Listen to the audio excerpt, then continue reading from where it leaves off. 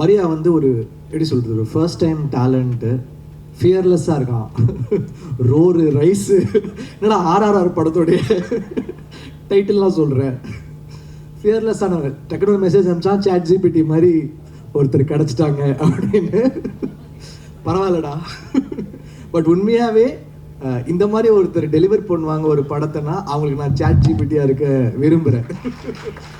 உண்மையாகவே அதாவது த்ரிஷா நயன்தாரால ஒரு எனர்ஜி இருக்கும், ஆனால் கொஞ்சம் அந்த ஏ சர்டிஃபிகேட் அப்படி இருக்கும். அந்த எனர்ஜியை ஒண்டி எடுத்துக்கிட்டு அழகாக இந்த கேரக்டரில் ஒரு ஃபேமிலி ஆங்கிள்லையும் ஒரு ஃப்ரெண்ட்ஸ் ஆங்கிள்லையும் எல்லா ஏஜுக்குமே பார்க்கக்கூடிய ஒரு செம்ம ஜாலியான ஒரு படம் வந்து கொடுத்துருக்காரு.